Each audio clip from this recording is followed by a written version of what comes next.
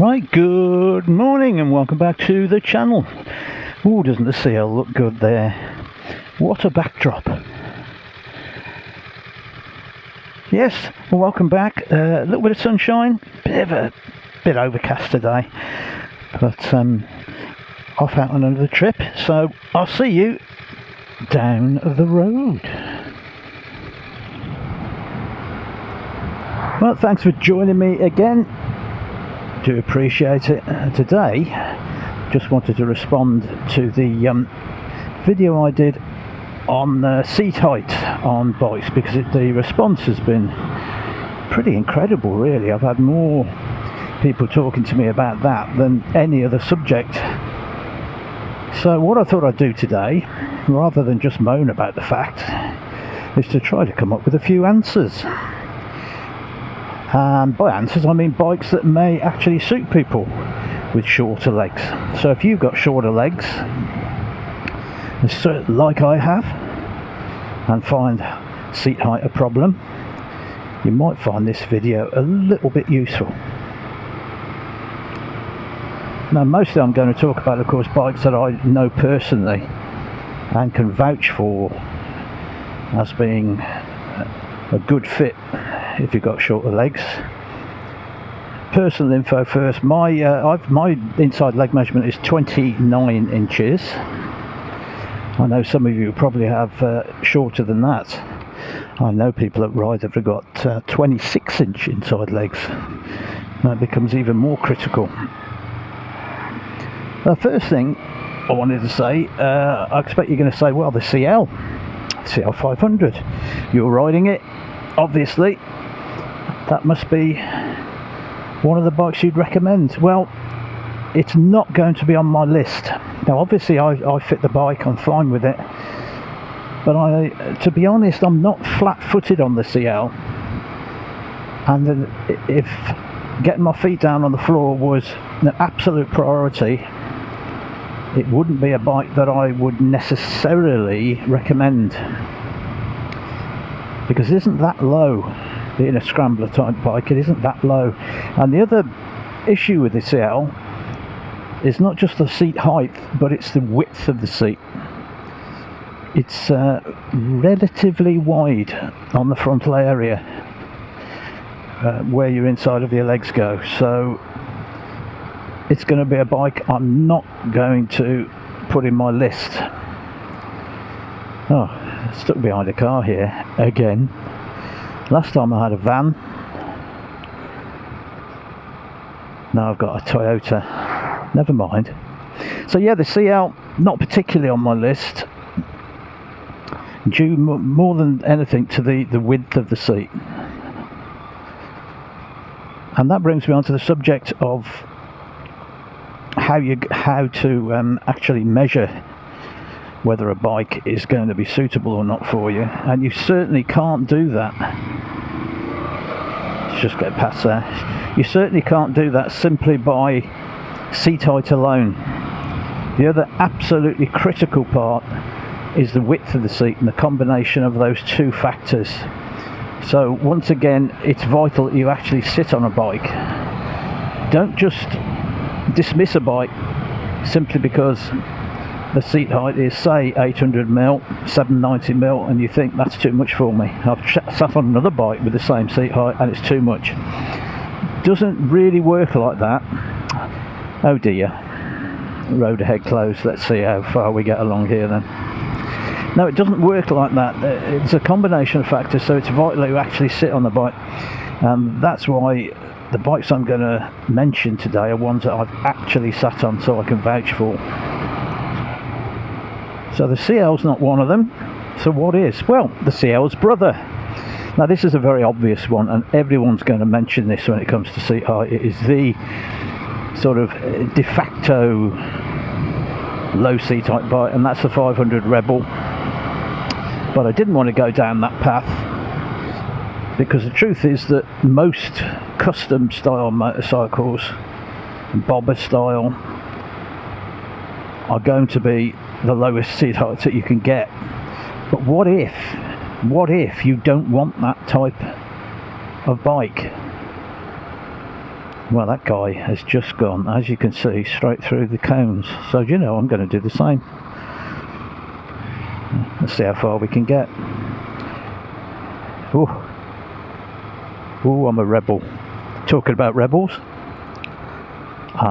Is this the situation here? Oh, they seem to be ripping the road up. Right, well, crack on. Let's put us behind a white van again.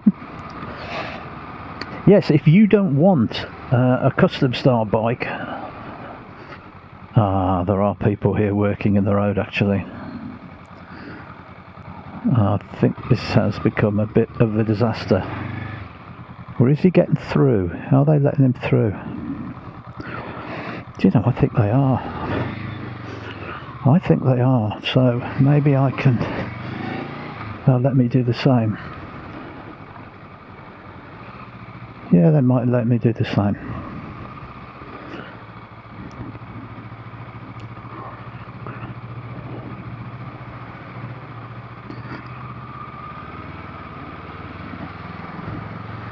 Yeah, so there we go.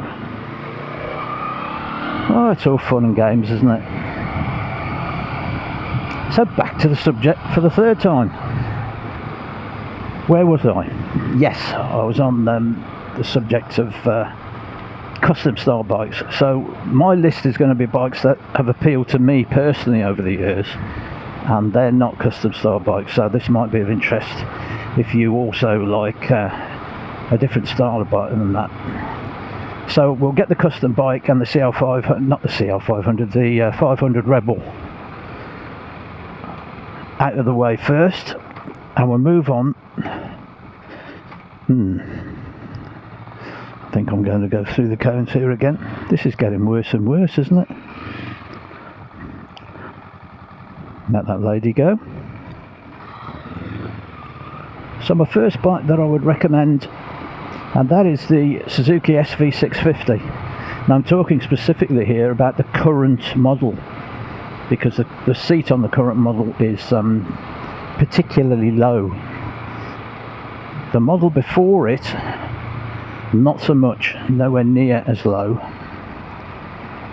And the other thing with the SV, the current model, is that it's very narrow. It's shaped very tightly in at the front. So you must try an SV650. They really are a very manageable bike for somebody with a shorter leg. I can get my feet comfortably on the ground on an SV650. I think the official figure on it is 785mm seat height, but ignore that, as I said anyway. That's not the only factor, and particularly with the SV, the way it's shaped, it really is very easy to get your feet on the ground. I can highly recommend the SV650. It's a brilliant all-round bike as well. You're not sacrificing power. It's a proper full-size motorcycle in terms of performance. 70 odd brake horsepower, beautiful V-twin, and very, very manageable. And the weight is carried quite low down. It feels lighter than it actually is. So I would highly recommend that if that's the style of bike that you like, the SV650. Now, talking about current machines that you can walk into a showroom and buy brand new, the other one I would highly recommend is the Triumph Street Twin. Now the Street Twin again has got a saddle that is shaped as standard, almost as though it's shaped specifically for a shorter rider.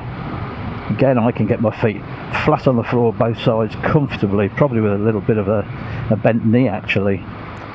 And I would say it's a tad lower even than the SV, the Street Twin. So an excellent bike. And of course the factor with that is that the Street Twin seat can be adapted to fit most of the Bonneville range.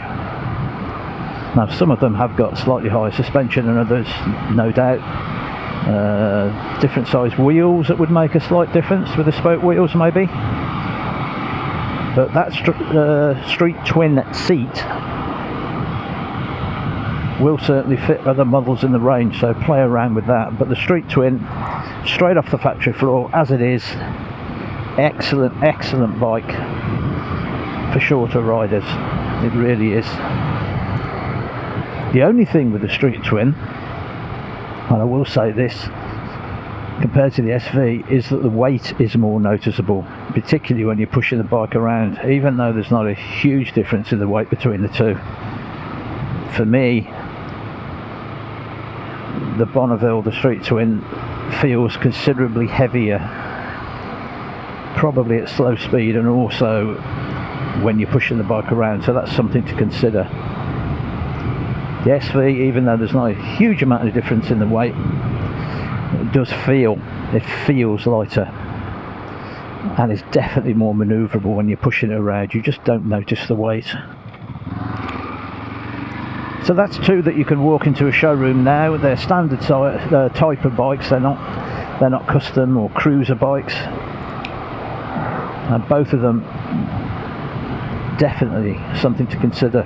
Let me go on to bikes that are older bikes that I've had in the past, and maybe some might surprise you. The first one I'm going to mention, you're joking. What is going on in this country?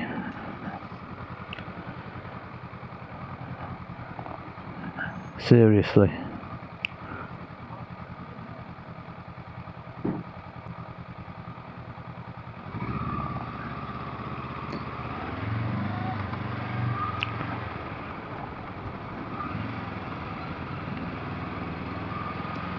Close the whole road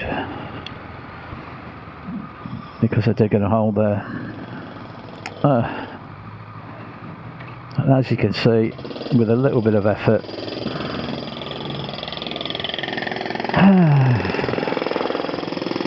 I know these lads have got a tough job to do, and it's probably not their choice whether the road's closed or not. It's health and safety, so no criticism of them whatsoever. But honestly, whoever organised these things,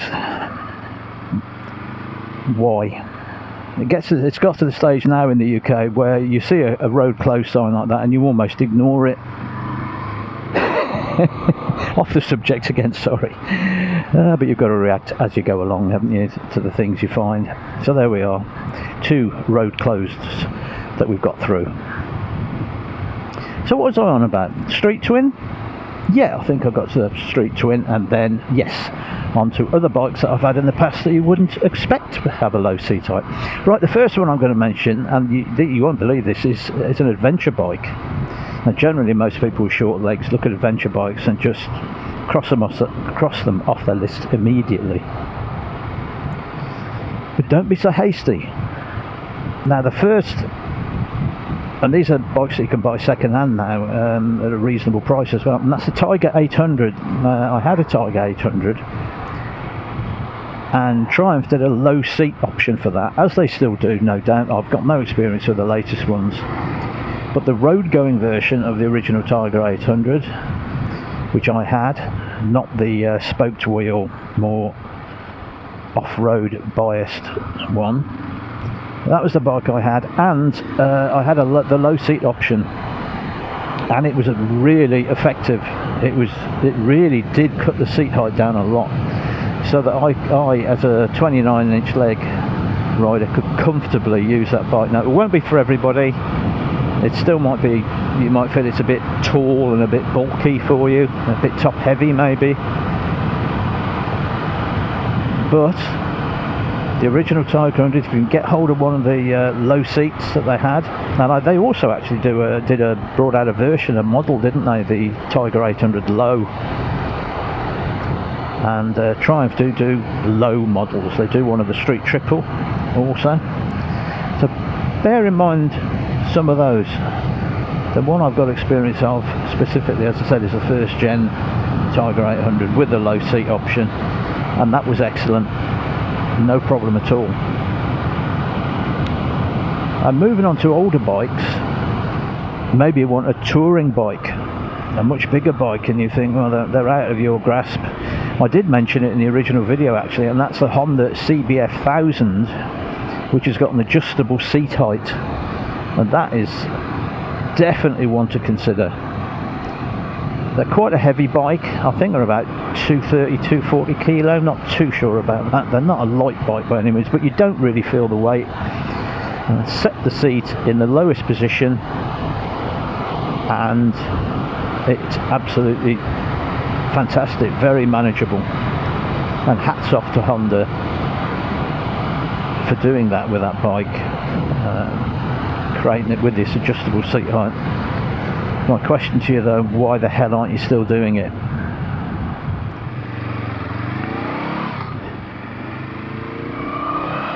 Well, I'm doing really well with Robert. I mean, what is going on? This is like I've entered some sort of alternative world here. There are roadworks going on absolutely everywhere. It's just crazy. I know these things have to be done. This feels like a war against the motorist. The conspiracy theorists will love this video. Right, the CL500, back once again to the subject. A thing with the CL500, there was also another model which is a CL600, of course, and I understand that has got the same adjustable seat on it. Pretty sure about that, and if that's the case, there's another option. So the bikes there I've mentioned are actually bikes that come ready-made. Now, obviously there's a lower seat option for a lot of these bikes, but you have to buy the different seats separately. I think that's pretty shocking as well. I think if you want the lower seat, you should be able to exchange it for the standard one. It's as simple as that. You shouldn't have to pay over the odds. Well, I hope some of those bikes might make you think a little bit. If you know of other bikes that come standard and fit people with shorter legs, please mention it in the comments. I'll be interested to hear it. This list that I've given you is biased towards obviously the bikes that I specifically look at and appeal to me as bikes. So there may well be others I've never considered simply because the bike doesn't interest me anyway, regardless of the seat height. So there may be quite a number of other models that are worth considering. But do bear in mind that critical thing, as I said earlier, just like performance figures on a bike, the same with seat height. Don't just take the seat height as being the only thing you look at. The width of the seat is important, and they said you don't know that. You won't be able to find that out from a spec sheet. You have to sit on it, and some bikes might surprise you. They'll be lower than you think.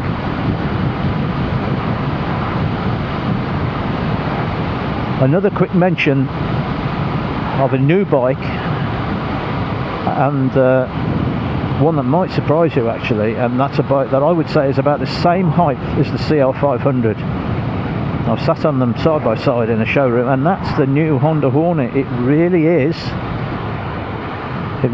very accessible for people with shorter legs, and it's a small compact bike. Doesn't feel heavy, doesn't feel its weight.